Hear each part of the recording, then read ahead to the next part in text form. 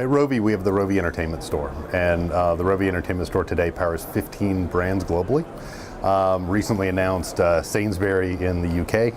And really, Rovi Entertainment Store, what we do is we power the entire experience for a retailer, everything from the studio relationships and the licensing, up through actually encoding and management of all the content that's being brought into the storefronts, to the commerce system and distribution systems.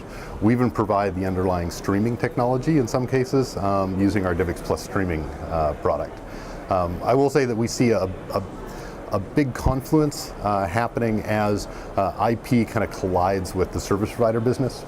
So one thing that's interesting is that from our perspective, we actually see the definition of what a service provider is expanding and including these types of storefronts. So it used to be that service providers were really just pay TV operators, but today a lot of the services that you're seeing coming out from different video retail storefronts actually are starting to be competitive in terms of the offerings and the features and the content with something that looks like a very traditional pay TV operator. One of the things that our customers come to us to help with is really managing a lot of that kind of rights negotiation and rights management. It's a very complex landscape, and we can help even in the cases where you have a European retailer that wants to have a storefront but who wants to bring North American content from North American studios. We have really strong relationships that we can help kind of cross those geo barriers with the content. DivX Plus Streaming is an adaptive streaming platform, and what that means is that it adapts the bandwidth that it takes to create a very smooth stream, a smooth experience for the consumer.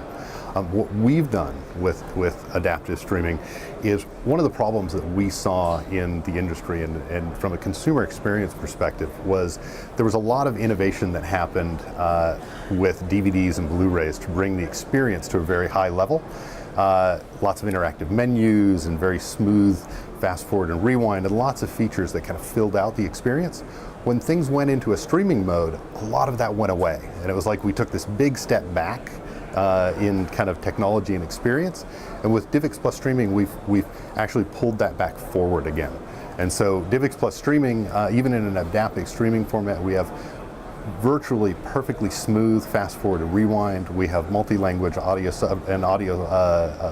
language tracks, and have really brought the feeling and experience of a physical disc, hiding the technology from the consumer so they feel like they're watching something that's very natural in their living room. DivX has been around for many years.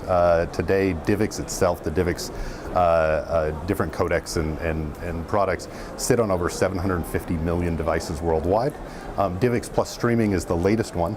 At the show here, we announced several new silicon providers and new CE makers that are going to be supporting it, coming into it with MediaTek, layering on top of MStar and Broadcom that were announced, and then also Hisense being the #1 CE manufacturer in China. That'll be taking on DivX Plus Streaming. We're also showing it downstairs on MediaMarkt's video web storefront in Germany, sitting on top of a Broadcom chipset coming from a device made by Video Web. Our guide, it's one of our kind of hallmark anchors of our business. Today the guide, both between the service provider and the CE sides of our business, sits on roughly 400 million devices in homes. And today where we're taking it is really making it, I'll say, very pervasive and compatible across the newer platforms that are out there. So if you look at Europe, HBBTV is very strong in Europe. It's based on an HTML standard.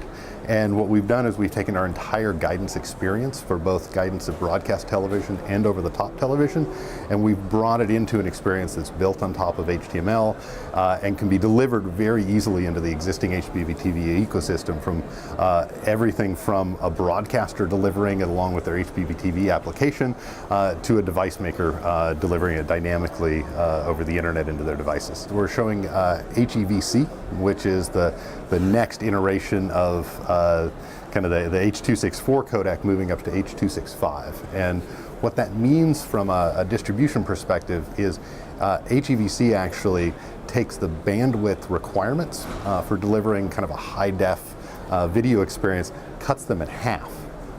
So the cost reduction for service providers, cost reduction for distributors of video actually gets cut in half at the same time. It's a really exciting announcement for us. It links in with a lot of our other parts of our business. You can see it moving into the DivX side. You can see it moving into our storefronts as well.